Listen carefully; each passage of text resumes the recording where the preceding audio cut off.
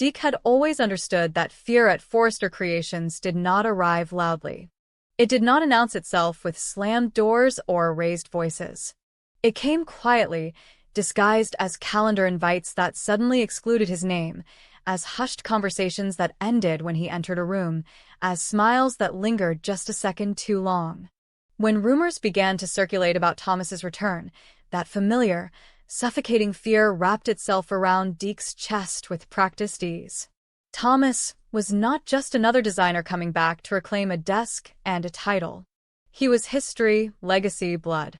At Forrester, blood mattered more than brilliance, and Deke knew it, even if no one ever said it out loud. He told himself he was being paranoid, that his work spoke loudly enough to protect him, yet every sketch he completed afterward felt like a plea rather than an expression, every design an argument for his own continued existence in a place that had never truly been his. The irony was cruel. Deke had poured more of himself into Forrester than he ever had into any other space in his life.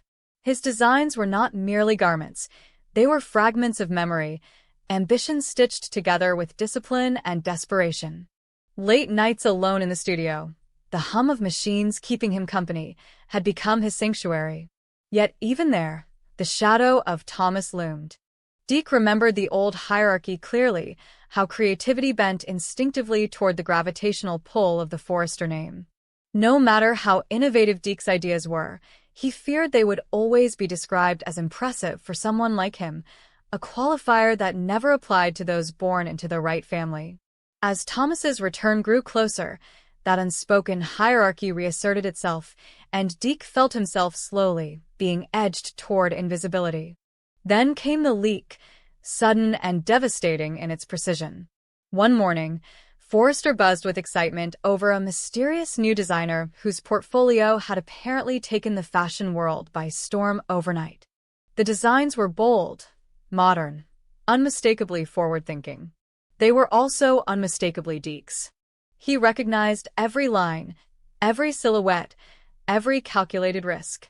These were not merely similar ideas. They were his work, lifted wholesale and presented under another name with chilling confidence. The shock did not register as anger at first. It arrived as disbelief, a numbness, so complete it bordered on dissociation.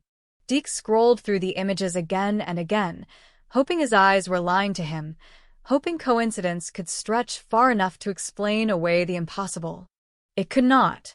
As the initial numbness faded, a deeper, more corrosive emotion took hold: betrayal. Someone had not only stolen his work, but had done so from within his orbit, someone with access, someone who knew exactly how to present it in a way that would appeal to the Forrester aesthetic machine. The realization that the imposter was connected to the family itself made the betrayal feel inevitable, as if the system had always been designed to cannibalize people like him. This was not an accident or a misunderstanding, it was a strategy. Deke's displacement was not collateral damage. It was the plan. The more he observed the situation, the clearer the pattern became. His responsibilities were quietly reassigned. Meetings he once led were now streamlined, without his input. Compliments from management grew vague, carefully worded to sound supportive while offering no concrete assurance. The narrative forming around him was subtle but unmistakable. Deke was yesterday's talent, valuable but replaceable, a stepping stone rather than a cornerstone. Meanwhile, the so-called new designer was praised as a visionary, a fresh voice aligned perfectly with Forrester's future. Deke watched his own ideas generate applause for someone else, and each clap felt like a small erasure. What hurt most was not the theft itself, but the implication behind it. His work had been deemed valuable enough to steal, but not valuable enough to credit. The message was clear: his ideas mattered, but he did not. That distinction cut deeper than any outright rejection could have. It forced Deke to confront the uncomfortable truth he had long avoided, that at Forrester, his place had always been conditional. He was useful as long as he filled a gap, as long as he did not challenge the primacy of the family narrative. The moment his success threatened to complicate that narrative, the system moved to correct itself. As Deke dug deeper, quietly retracing the path his designs had taken from his private workspace to public acclaim. The scale of the operation revealed itself. This was not a single act of plagiarism, but the opening move in a far larger scheme, one designed to siphon creative labor from outsiders while consolidating prestige within the family brand. His removal from Forrester was not a firing. It was a strategic extraction, clearing the way for the theft to proceed without resistance. If he stayed silent, the machine would continue unimpeded, feeding on the work of those who believed merit alone could protect them. Yet silence had its temptations. Deke understood the cost of confrontation. Forrester was not just a company, it was an institution with resources, influence, and a carefully cultivated public image. To accuse them publicly, especially on the eve of a major show, would be to invite retaliation on a scale he could barely imagine. His career, fragile as it already felt, could be obliterated entirely. The fashion world had little patience for troublemakers, especially those without powerful allies. Silence offered a quieter survival, the possibility of rebuilding elsewhere, of starting again without burning bridges that might one day be useful. This internal conflict consumed him. Every option carried loss, but of different kinds. To remain silent was to accept erasure, to allow his identity as a designer to be rewritten without him. To speak out was to risk becoming a cautionary tale, a warning whispered in studios and boardrooms about what happened to those who challenged the wrong people. The decision was not merely professional, it was existential. It asked Deke to define what kind of artist he was willing to be, what kind of injustice he could live with, and what kind of future he could imagine for himself. As the date of the show approached, the tension within Deke intensified. The city itself seemed to vibrate with anticipation, the fashion world holding its breath for the spectacle Forrester promised to deliver. Billboards appeared, interviews circulated, and the mysterious new designer was positioned as the embodiment of innovation. Each promotional image felt like salt rubbed into an open wound. Deke attended fittings and rehearsals like a ghost, present but unseen, his contributions acknowledged only obliquely, if at all. The closer the show drew, the heavier his silence became. He began to understand that this moment was not solely about reclaiming credit. It was about confronting a system that normalized exploitation under the guise of legacy. If he spoke now, at the height of Forrester's visibility, the impact would be undeniable. The truth, revealed at such a moment, would disrupt the carefully curated narrative, forcing the industry to confront uncomfortable questions about ownership, privilege, and the true cost of preserving dynasties. The risk was immense, but so was the potential for change.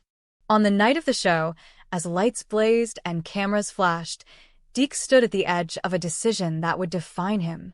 He watched models prepare backstage, wearing garments born from his imagination yet attributed to another. The air was electric, thick with expectation. In that charged space, Deke felt a strange clarity settle over him. He realized that his fear, while justified, had been shaping his choices for too long. The very thing he feared losing, his career, had already been compromised by silence. What remained was his integrity, fragile but intact. In that moment, Deke understood that silence was not safety, it was surrender. To stay quiet would be to consent to his own disappearance, to allow the theft of his work to become a footnote rather than a reckoning. Speaking out would not guarantee justice or redemption, but it would assert his existence in a system determined to override it. It would force a conversation that Forrester could not easily contain or dismiss, especially with the world watching. As the show began, Deke felt the weight of every choice he had made leading up to this point. The runway lights illuminated not just the clothes, but the structures that had produced them. When the moment came, he stepped forward, carrying with him not just evidence, but conviction. His voice, steady despite the storm it promised to unleash, cut through the spectacle with the sharpness of truth.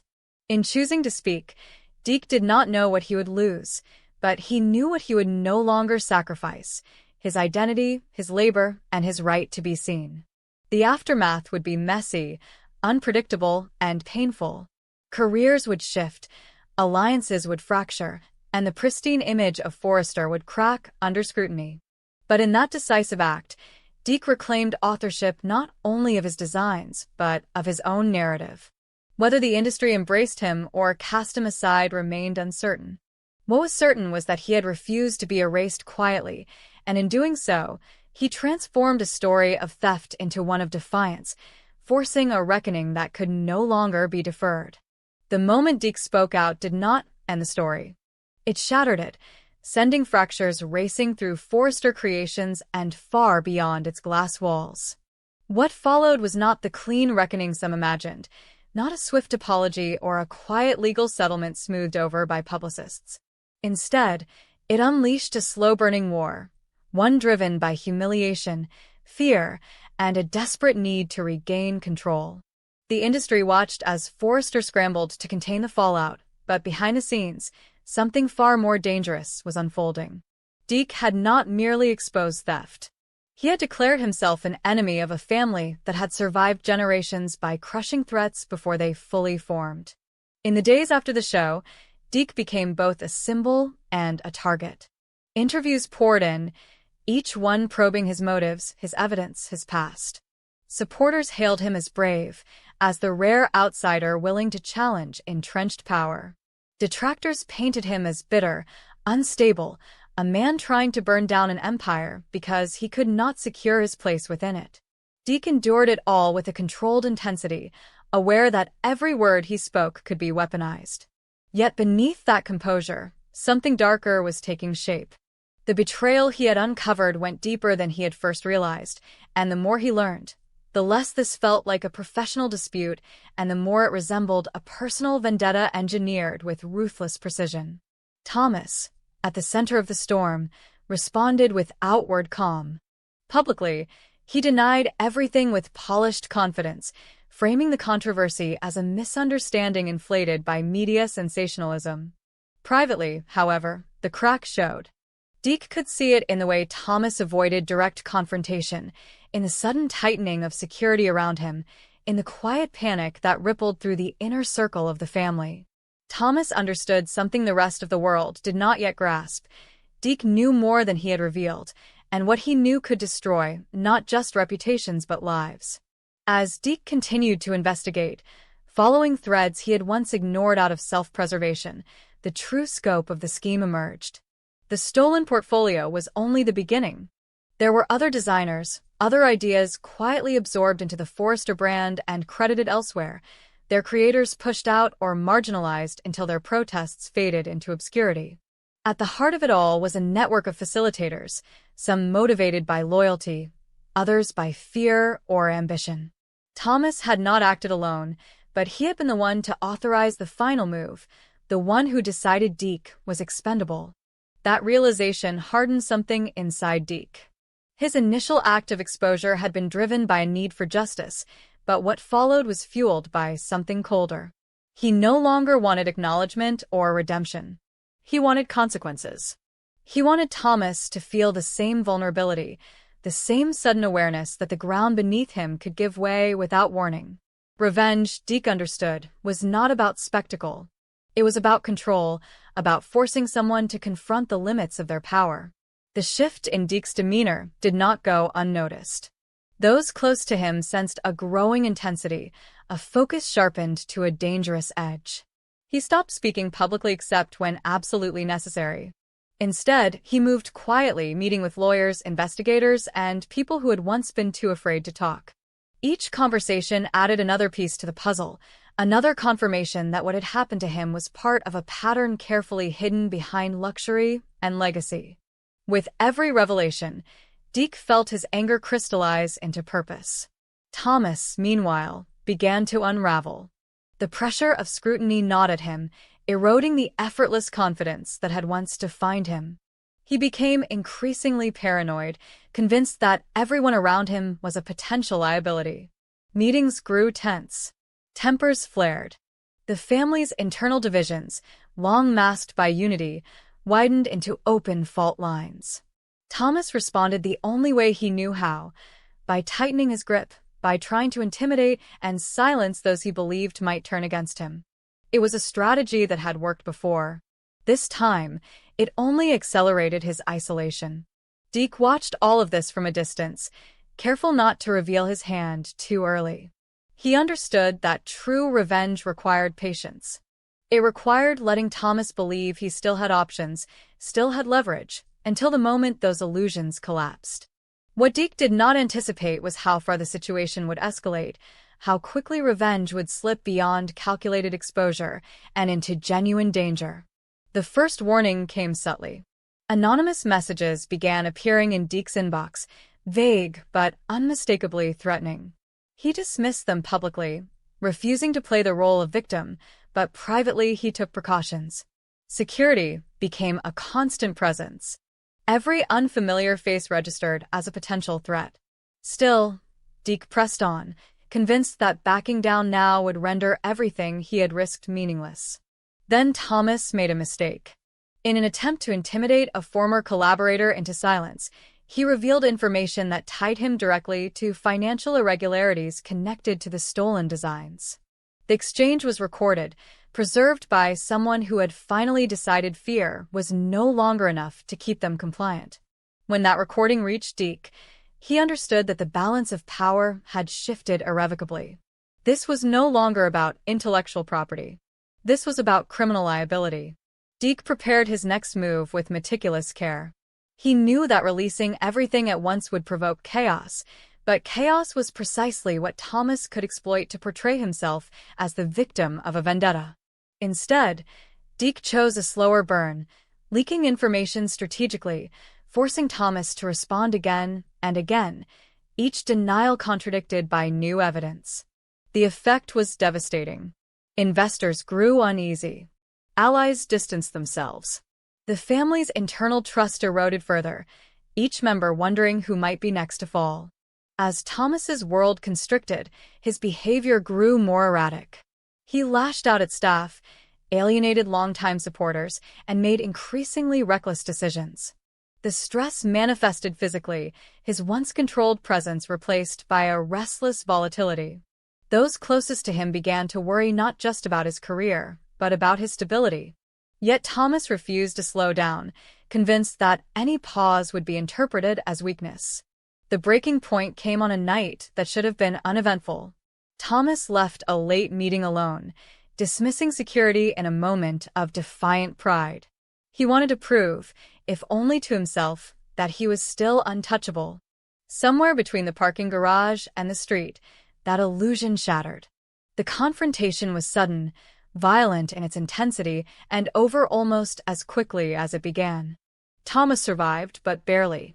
The attack left him injured, shaken, and unmistakably mortal. News of the incident spread rapidly, igniting speculation and fear. Some called it a random act, others whispered about vendettas and retaliation. Deke watched the coverage in silence, his expression unreadable. He had not orchestrated the attack, but he understood its symbolism all too well. The war he had set in motion had crossed a threshold, transforming from reputational destruction into something far more dangerous. The realization unsettled him, forcing him to confront the unintended consequences of his quest for revenge. As Thomas lay in recovery, the family closed ranks publicly while privately tearing itself apart. Questions no longer centered on who had stolen what, but on who had pushed things too far. Deke's name hovered over every conversation like an accusation, even as there was no evidence linking him directly to the violence. The truth was more complicated, more uncomfortable. The environment of fear and desperation that had enabled exploitation had also created the conditions for this escalation. Everyone bore some measure of responsibility. Deke found himself at a crossroads once again. He had achieved what he set out to do, and more. Thomas's power was broken, his invincibility shattered. Yet the cost weighed heavily on him. The satisfaction he had imagined felt hollow, tainted by the knowledge that a man's life had been placed in jeopardy amid the chaos. Revenge, he realized, was not a clean arc with a clear end. It was a spiral, pulling everyone closer to its center. In the aftermath, Deke chose a different kind of final act. Rather than retreating or pressing the advantage further, he redirected his efforts towards systemic change. He pushed for independent investigations, for industry-wide accountability, for protections that would make it harder for stories like his to repeat themselves. It was not absolution, and it did not undo the damage already done, but it was a refusal to let the narrative end in bloodshed. Thomas survived, but he emerged altered, stripped of the certainty that had once defined him. The family he had relied on now regarded him with a mix of loyalty and resentment, aware that his actions had endangered them all. Forrester Creations endured, but its myth of untouchable perfection lay in ruins. Deke, too, was changed. He carried the weight of what he had unleashed, the knowledge that standing up to power could provoke consequences beyond anyone's control. Yet he also carried something else, the hard-earned certainty that silence would have destroyed him just as surely as speaking out nearly destroyed others. In the end, his revenge was not the threat to Thomas's life, but the irrevocable loss of the world Thomas had taken for granted. And that loss, Deke understood, was something no amount of legacy could ever fully repair.